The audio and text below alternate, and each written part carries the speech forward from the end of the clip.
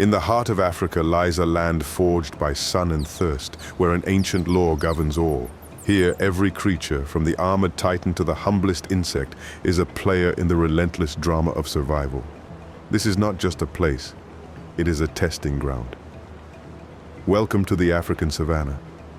Under the relentless sun that bleaches the plains, the very air seems to vibrate.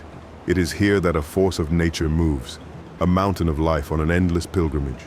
This is the domain of Loxodonta africana, the African elephant. Its mere presence warps the landscape, each step a low note that resonates in the compact earth.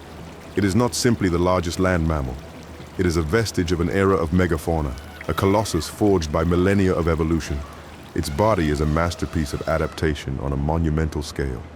The trunk, a fusion of nose and upper lip containing more than 40,000 muscles, is a feat of biological engineering. With it, it can uproot a tree or delicately pick a single berry. It is a periscope for sniffing out predators from miles away, a hose for sucking up to 8 liters of water in a single gulp, and an arm for communicating with complex caresses and gestures. Their enormous ears, veined with blood vessels like the tributaries of a river, not only pick up the subtlest sounds, but also function as huge radiators, flapping gently to dissipate the crushing heat of the day.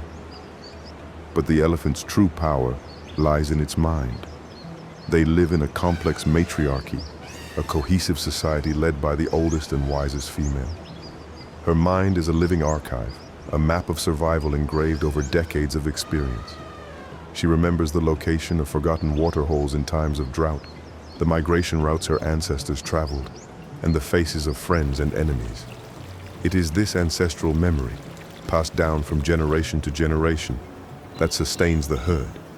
They communicate through a symphony of sounds, from audible trumpeting to a secret language of infrasonic rumblings, vibrations too low for the human ear that travel through the ground, carrying messages of danger or gathering across vast distances.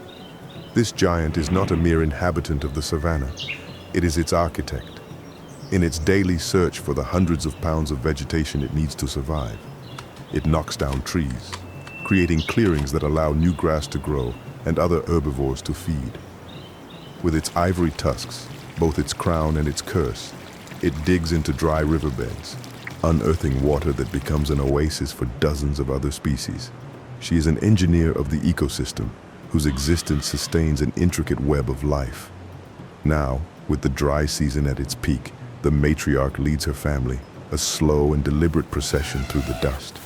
The memory of an ancient spring drives her forward, carrying on her shoulders the weight of her lineage and the fragile promise of a future for her offspring. The pulse of the savannah is not measured in days, but in hooves. Long before it is seen, it is felt. A dull vibration in the ground, a murmur that becomes a cacophonous and incessant chorus. And then, on the horizon, a line appears that transforms into a tide of life. This is the arrival of the wildebeest, Africa's tireless pilgrim. At first glance, the Conocoetes taurinus looks like a creature assembled by a committee. The straight beard of a wise old man, the curved horns of a buffalo, the ungainly body of an antelope, and the mane of a horse.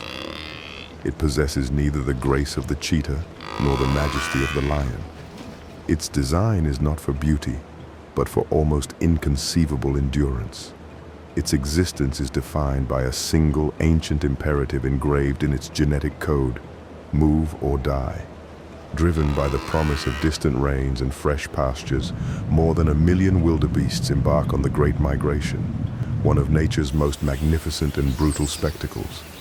They do not travel as individuals, but as a single nervous entity, a liquid superorganism flowing across the land, tracing an eternal cycle through the ecosystems of the Serengeti and Masai Mara. Safety here does not lie in individual strength, but in the overwhelming anonymity of numbers.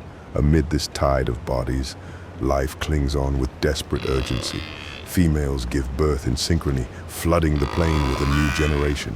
The miracle of life accelerates at a dizzying pace. Within minutes, the newborn, its legs still wobbly, must stand and run, for the tide of life waits for no one. All around, predators watch, Lions, hyenas, and cheetahs patrol the flanks of the herd, looking for the slightest sign of weakness, a straggling youngster, an exhausted oldster. But the greatest crucible of their existence comes with the water. Crossing the Mara River is the central drama of their odyssey. Driven by a blind instinct to keep going, they crowd the banks, a whirlwind of panic and pressure, until the first one leaps into the void, triggering a suicidal stampede. Beneath the murky surface, the jaws of Nile crocodiles, relics of a prehistoric time, await. It is a trial by fire and water where only the strongest and luckiest survive, leaving behind a tribute that will feed the river for months. For the wildebeest, there is no final destination, only the next pasture, the next horizon. It is the embodiment of the perpetual journey, the tireless engine that drives the great cycle of life and death in the African savannah. The midday heat crushes life in the savannah, forcing the world into a forced stillness. Under the scrawny shade of an acacia tree lies a statue of gold and muscle. It is the lion, Panthera leo. Its power at this moment lies not in movement, but in absolute and deceptive indolence. He breathes with the calm of one who has nothing to fear, a monarch at rest, whose kingdom stretches as far as the eye can see. Unlike other big cats, solitary and ghostly, the lion's strength is forged in society. He is the only cat that lives in a complex family unit, the pride. This is not a simple grouping, but a dynastic fortress in a ruthless world. Lionesses, united by blood ties, form the core of this society. They are a sisterhood of hunters, the true providers of the kingdom, moving with a synchronization born of countless shared hunts. Presiding over them is the dominant male. His mane, a dark halo of power, is not mere adornment, but armor for territorial battles, and a testament to his genetic fitness. His life is one of constant defense. He does not often participate in the hunt, as his energy is reserved for a more critical task, patrolling the borders and confronting any rival who dares to challenge his right to rule. When the sun bleeds on the horizon and the air cools, the true king proclaims his dominance. The roar begins as a deep, guttural moan that grows into a thunderous explosion. It is not a simple vocalization. It is the sonic signature of his power, a territorial declaration that travels more than 5 miles, shaking the world of prey and rivals alike. Under cover of darkness, the lionesses awaken to their true purpose. They move like golden shadows through the tall grass, their bodies close to the ground. Communication is almost telepathic. A glance, an ear movement, a subtle change in posture. They spread out, forming an invisible semicircle around their unsuspecting prey. What follows is not just an act of predation, but a masterclass in cooperative strategy, a ballet of patience, explosive power, and brutal purpose. But even for the king, life is precarious. The greatest threat to cubs is not hyenas, but other lions. A nomadic male who succeeds in overthrowing the pride leader will kill his offspring to ensure his own lineage. Thus, each dawn is a victory, each roar a promise to continue a brutal reign over this vast and ruthless paradise. In the sea of grass, where the heat distorts the horizon, a slender figure stands out against the light. It lacks the mass of the lion or the brutal cunning of the hyena. Its power lies in a different kind of perfection, a masterpiece of evolution sculpted for a single glorious purpose: speed. This is the cheetah, Acinonyx jubatus, the ephemeral spirit of the savannah. Its entire body is a treatise on aerodynamics and explosive power. It is a long-distance runner in a world of fighters. The incredibly flexible spine compresses and expands like a spring, propelling the long legs into strides that devour more than 7 meters of ground. The long, flattened tail acts as a rudder, providing crucial counterbalance for sharp turns and changes of direction at breakneck speeds. Even its claws are different from those of other felines. They are not fully retractable, acting like a sprinter's spikes, digging into the ground for unmatched traction. Its nostrils and lungs are disproportionately large, a supercharged system designed to flood its muscles with oxygen during the chase. The cheetah lives a life of calculation and patience. Unlike ambush predators, its strategy is a game of high visibility. It spends hours on lookout points, such as termite mounds, head held high and shoulders tense, scanning the landscape. Its eyes, marked by distinctive black tear lines running from the eye to the mouth, are not for crying, but for reducing the glare of the sun, allowing it to keep its eyes fixed on its target. When he chooses his prey, he begins a stalk of almost unbearable tension. He glides, he does not walk, using every blade of grass, every depression in the ground to conceal his advance. And then the spring is released. The acceleration is astonishing. A burst that takes him from 0 to over 90 kilometers per hour in just 3 seconds. The world becomes a blur. It is a symphony of pure movement, a race against time and endurance. But this burst of speed comes at a huge cost. Its body temperature rises dangerously, its heart rate accelerates to the limit. It has less than a minute to secure its prey. If it fails, the energy cost could be fatal.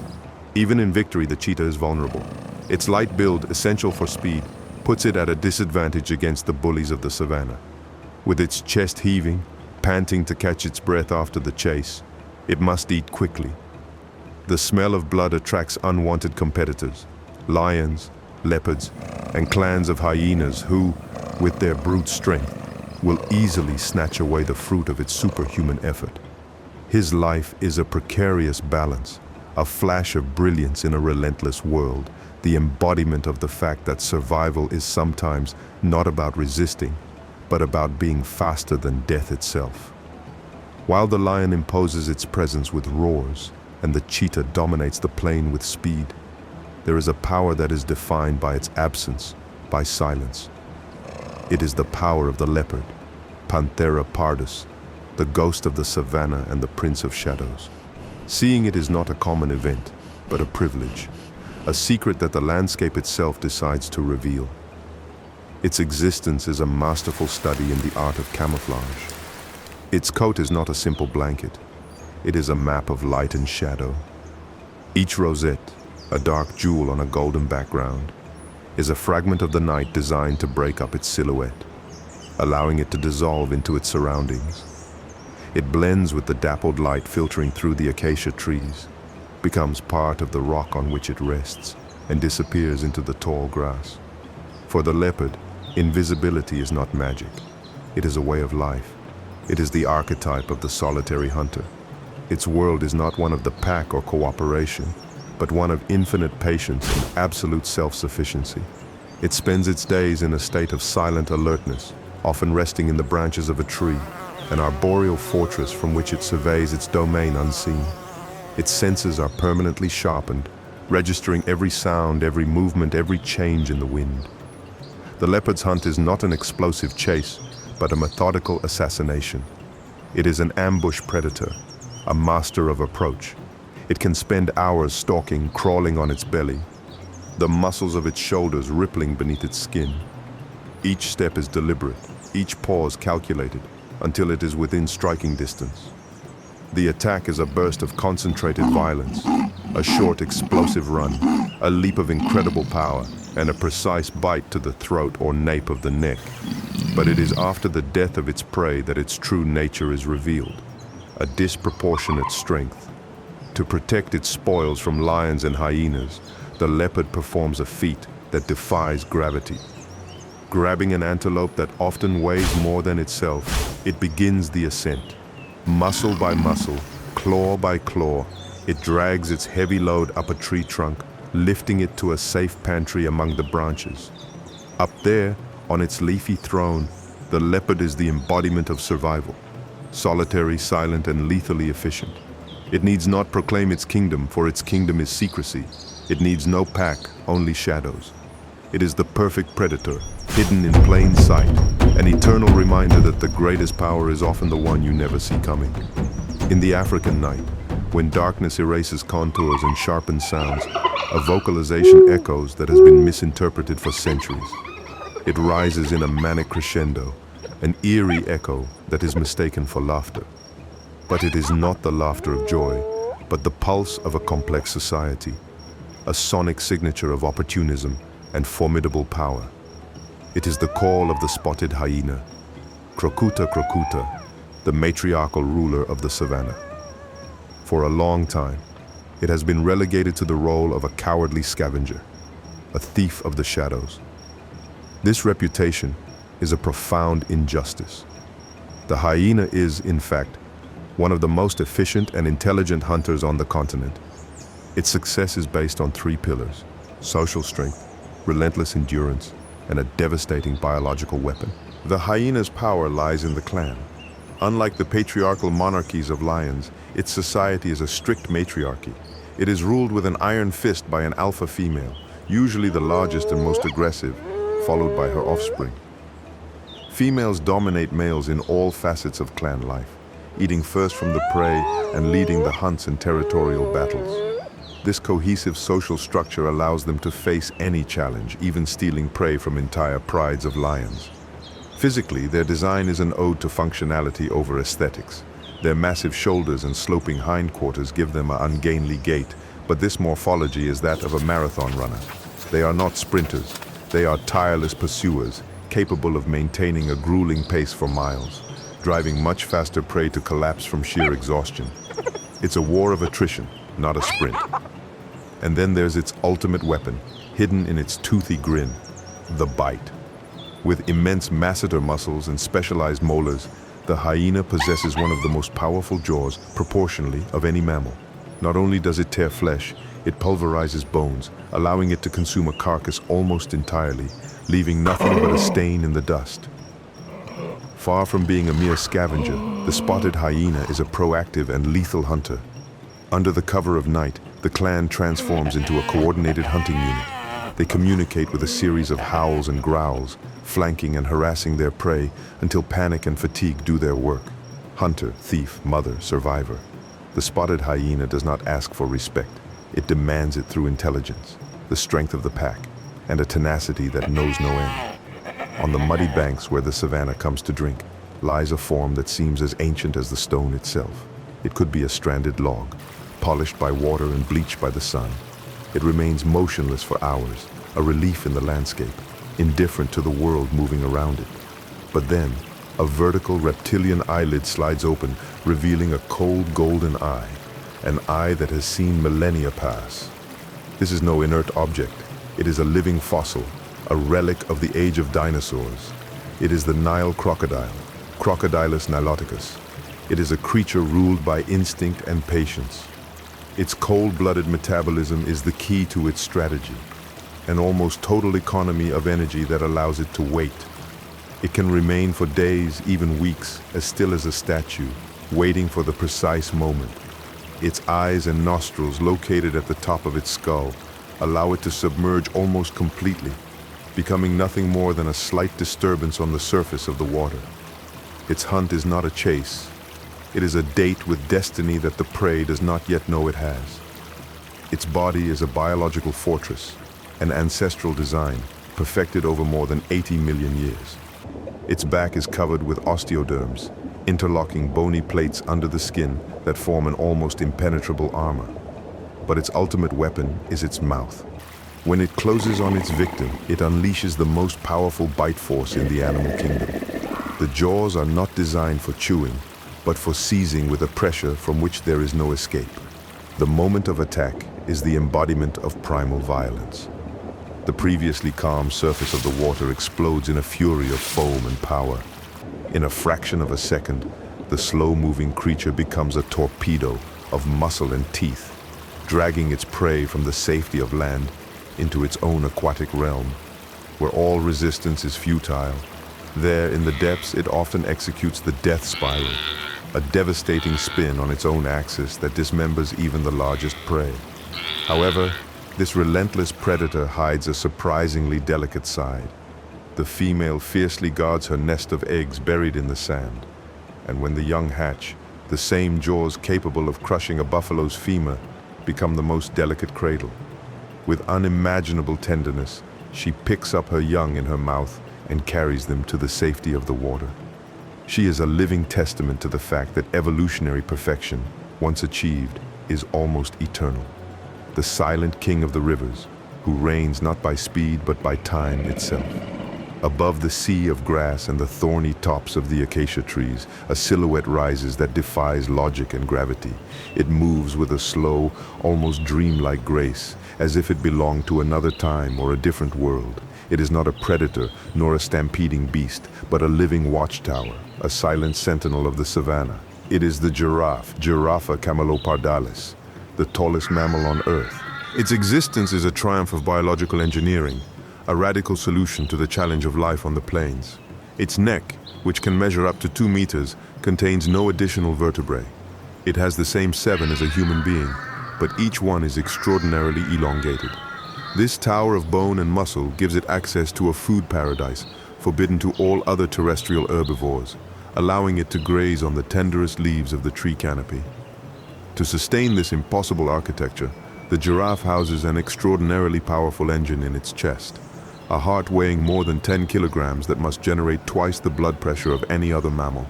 Its function is to pump blood through the enormous vertical distance to the brain. A complex system of valves and elastic blood vessels, known as the rete mirabile, acts as a pressure regulator, preventing the animal from fainting when it lowers its head and its cerebral vessels from bursting when it raises it. It is a feat of cardiovascular engineering.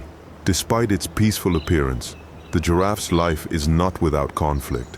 Males compete for the right to mate in a surprisingly violent ritual known as necking.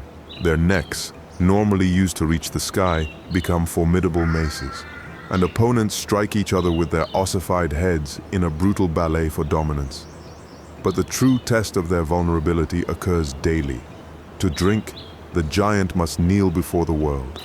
The act of extending its front legs and lowering its long neck to the water's level leaves it in an awkward and dangerously exposed position. Every sip is fraught with tension, every second a calculated risk as it scans the horizon for lurking lions or crocodiles. It is at this moment, on the riverbank, that the world's tallest animal is at its most humble and fragile. Once its thirst is quenched, it rises with a coordinated effort, resuming its watchful stance. It is a paradox in motion, fragile and powerful, awkward and elegant.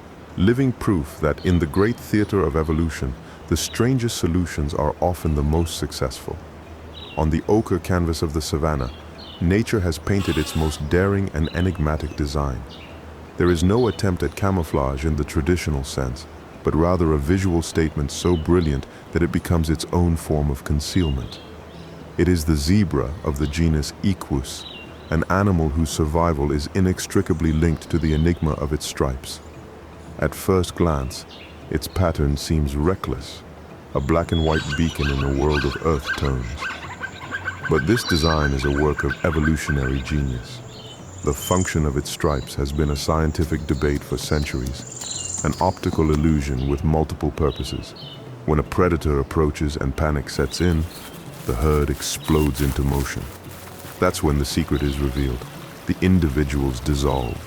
The herd ceases to be a collection of animals and becomes a single optical whirlwind, a river of hypnotic moving stripes that confuses the perception of depth and speed. It is a vibrant mirage designed to overload the lion's brain, making it almost impossible to fix on a single target. But the enigma does not end there. It is believed that the stripes also act as a personal air conditioning system, with the black stripes absorbing heat and the white stripes reflecting it, creating micro-air currents on the skin. In addition, for disease-carrying insects such as horseflies, this high-contrast pattern seems to disrupt their ability to land, making the zebra's coat a passive defense against pests. And on a more intimate scale, each pattern is unique, a personal barcode that allows individuals to recognize each other in a crowd. Intensely social, zebras live in a structured society. Small family groups, or harems, consisting of one stallion, several mares, and their foals, form the building blocks of large herds. The stallion is a fierce protector, not hesitating to use his powerful kicks and sharp teeth to defend his family from danger. The cohesion of the group is their strongest armor. In the great theater of migration, the zebra plays a crucial role. They are often the pioneers, the first to reach the tallest and most fibrous pastures. Their digestive system is adapted to process this tougher vegetation. In doing so, they effectively prune the plains, exposing the tenderest shoots preferred by the wildebeests that follow behind. Unknowingly, they set the table for the species that follow in their footsteps. The life of the zebra is a constant dance between visibility and evasion, a creature that survives not by hiding from the world, but by dazzling it. It remains one of evolution's most perplexing masterpieces, a testament to the fact that sometimes the best way to go unnoticed is to be unforgettable. It moves through the savannah not as an animal, but as a fragment of prehistory, a primordial force that seems to belong to a forgotten world. It is the rhinoceros, a mountain of muscle and bone armored under ancient hide. Every step it takes is deliberate, heavy, as if the earth itself yields to its mass. It is a living anachronism, a testament to a time when giants ruled the planet. Two personalities forged on the same evolutionary anvil coexist on the African plains. There is the white rhinoceros, a gentle gardener of the plains. Its name does not come from its color, but from a mistranslation of the Afrikaans word weight, which means wide, in reference to its square, flat lip, a perfect tool for grazing on grass at ground level. Generally social and calm, it is the colossus of open spaces. In contrast, its cousin, the black rhinoceros, is the solitary hermit of the bush. It is smaller, more agile, and has an unpredictable temperament. Its upper lip is prehensile and pointed, a delicate precision tool for plucking leaves and branches from thorny bushes. This giant lives in a sensory world dominated by smell and hearing. Its eyesight is notoriously poor, unable to distinguish a static shape more than 30 meters away. To compensate, its funnel-shaped ears rotate independently, picking up the faintest sounds with astonishing clarity. Its nose is its window to the world, an organ capable of reading the stories left in the wind, the proximity of water, the presence of a rival, or the ominous scent of a predator. It often has a winged ally, the oxpecker, which feeds on parasites on its skin and lets out a shrill cry of alarm at any danger, acting as a living surveillance system. On its forehead it bears its crown and cross, the horn. It is not bone, but a compact cone of keratin, the same substance that makes up human hair and nails. It is a formidable weapon for defense, a tool for digging up roots, and a status symbol in its social rituals. But this magnificent adaptation has become the reason for its persecution, a tragic paradox where its greatest defense is the cause of its greatest vulnerability to its only systematic predator, humans. When threatened, the rhinoceros transforms. Its entire mass concentrates into explosive fury. It lowers its head, snorts like a steam locomotive, and charges with a speed and agility that belie its size. It is the embodiment of brute force, a titan from a forgotten time whose invincibility is an illusion. Its future, as heavy as its body, rests not on the strength of its horn, but on the fragile conscience of humanity. In the savannah, there is a force that is measured not in speed, but in weight and unyielding obstinacy. It moves like a black tide of muscle and fury, a living storm front that consumes the grass in its path. It is the Cape buffalo, Synchorus Kaffir, the untamed spirit of Africa, and the only bovine on the continent that has never been domesticated. Its reputation precedes it. Nicknamed the Black Death, not because of any inherent malice, but because of a fierce and unpredictable will to survive that demands the utmost respect from all who share its territory. Behind those dark, seemingly docile eyes lies formidable intelligence and a memory that, according to legend, is capable of holding a grudge. It is this combination of brute strength and a calculating mind that makes it one of the most formidable animals on the plains. The buffalo's safety lies in unity. The herd is not a crowd, it is a legion. When danger threatens, they do not scatter in blind panic. They become a living fortress. The strongest individuals form a wall of horns and muscle around the calves and weaker members. It is not uncommon for the entire herd to turn and, in an act of collective defense, charge a pride of lions, turning the hunters into the hunted. The badge of a mature male is his crown of keratin. His horns widen and fuse at the base, creating a solid bone helmet known as a shield or boss. This is his primary weapon in brutal fights for dominance and an almost impenetrable shield that can deflect a lion's claws. It is the symbol of a life of battles and survival. As males age and are displaced from the hierarchy, they often leave the safety of the herd. They become daga boys or mud boys, solitary old veterans or small groups who spend their days wallowing in the mud. Covered in dried mud and a lifetime of experience, these exiles are often the most irascible and dangerous. Their solitude has only sharpened their temper and distrust of the world. The Cape buffalo is a fundamental part of the ecosystem, a large herbivore whose grazing activity shapes the landscape for other species. It does not ask permission or yield the right of way. It is the immovable rock against which the jaws of predators and the will of men break. In its refusal to be subjugated lies its essence, the personification of wild, uncompromising, and eternally free Africa. In the quiet pools and backwaters of Africa's rivers, an illusion of peace floats. Massive bodies like smooth gray rocks rest in the water, emerging only to snort and yawn under the scorching sun. It is a scene of placid laziness, almost comical. But this image hides one of the most violent truths of the savannah. For this is the domain of the Hippopotamus amphibius, a creature of extreme dualities and one of the most dangerous animals on the continent. Its name, which in Greek means river horse, is a poetic but misleading description. The hippopotamus lives a double life, dictated by the sun and the moon. It spends the day in the water, its sanctuary and its fortress. Its body is perfectly adapted to this amphibious world. Its eyes, ears, and nostrils are located on the top of its head, allowing it to remain almost invisible below the surface, a living periscope. Its skin, although thick, is incredibly sensitive to dehydration, so it secretes an oily reddish substance, a natural sunscreen, an antiseptic unique in the animal kingdom. In its aquatic kingdom, it is a territorial despot. The apparent yawn is not a sign of tiredness. It is the opening of the curtain to a lethal arsenal.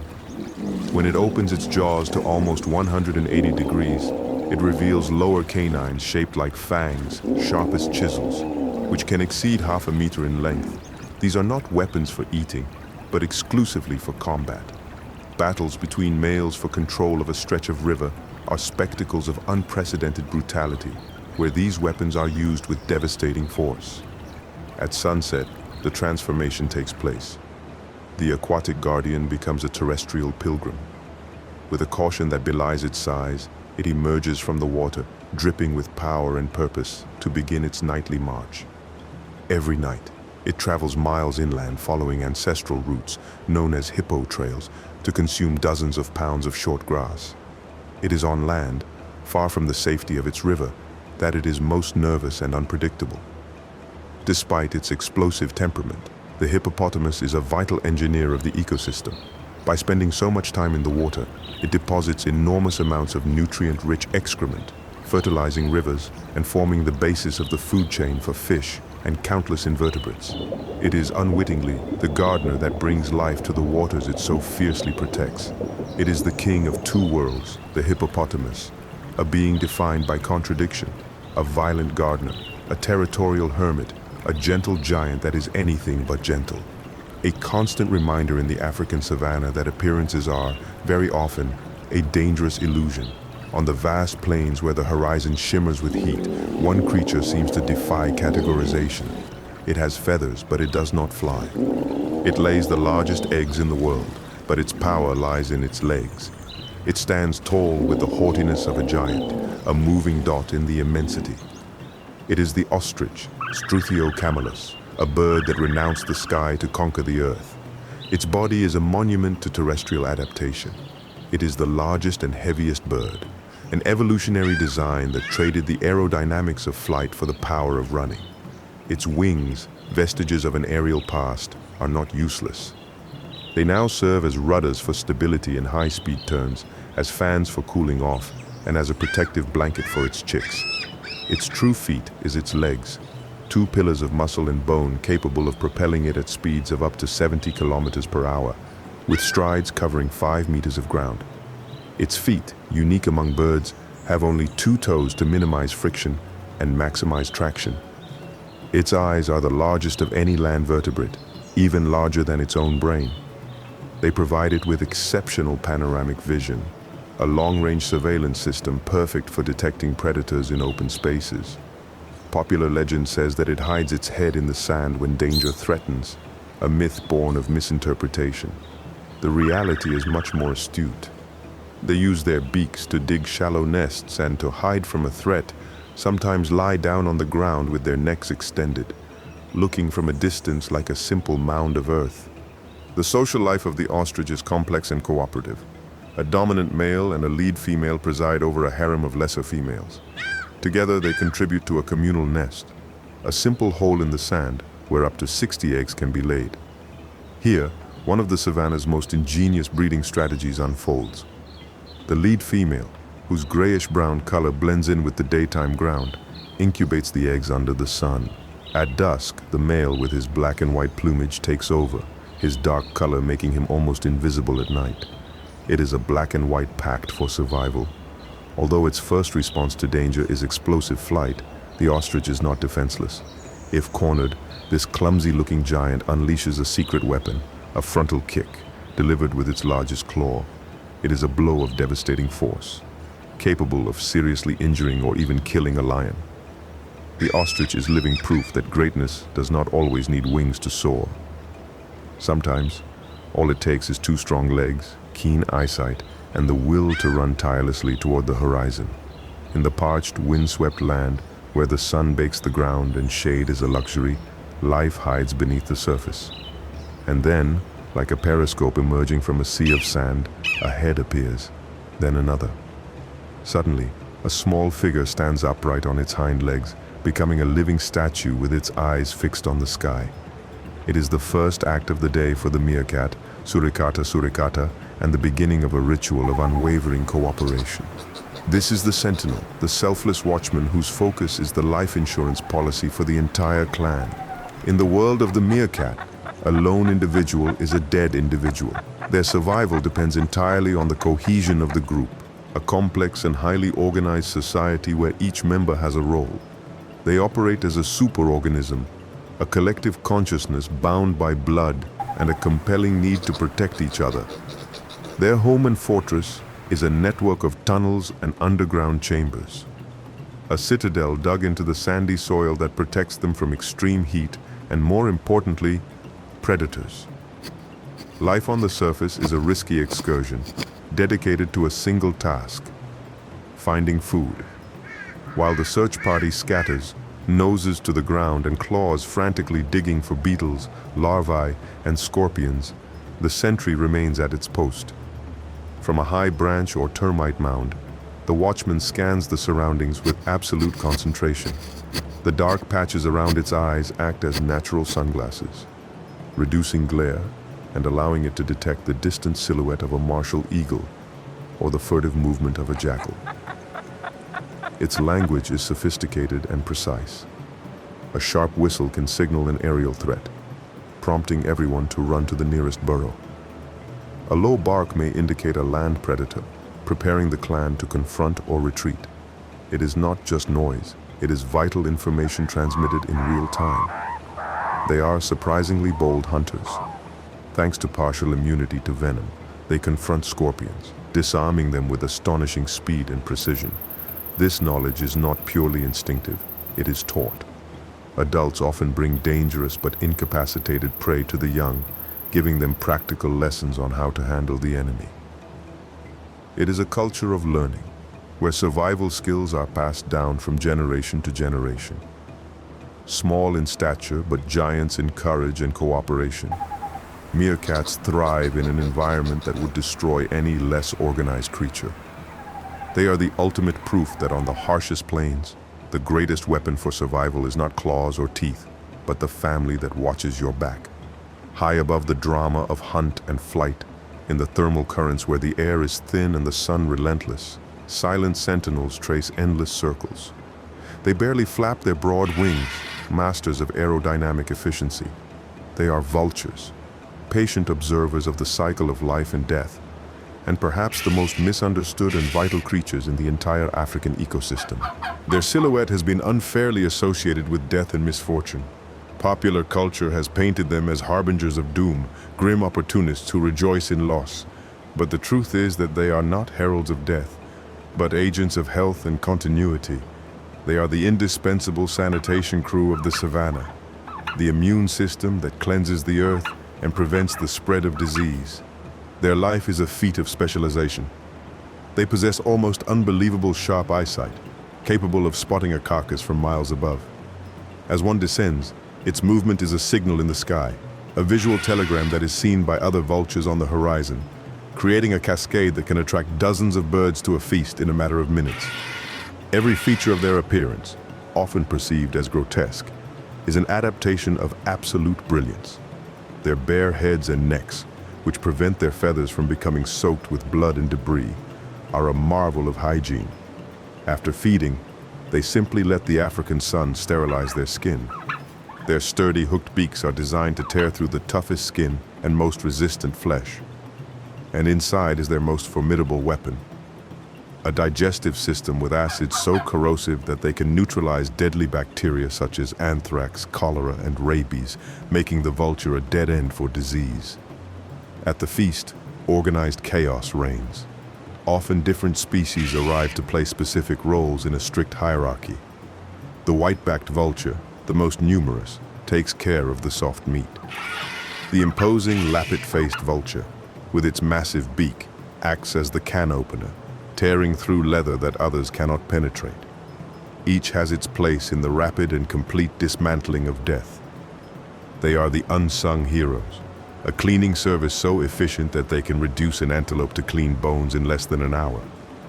Their disappearance from the sky, a tragic reality in many parts of the world due to poisoning and habitat loss, would leave a festering wound on the earth, one that no other creature could clean up. They are, in essence, the guardians of life, precisely because they are the masters of death. The sun sets over the savannah, but this kingdom never sleeps. Darkness brings with it new hunters, new dangers, and new opportunities. We have seen the strength of giants and the courage of the small. We have witnessed the brutality of the hunt and the tenderness of parental care. But if this ancient land teaches us anything, it is that there is no end here. Each sunset is only a pause, and each life, no matter how long or short, is a link in the infinite chain of existence. Tomorrow, with the first light, the great story of Africa will continue.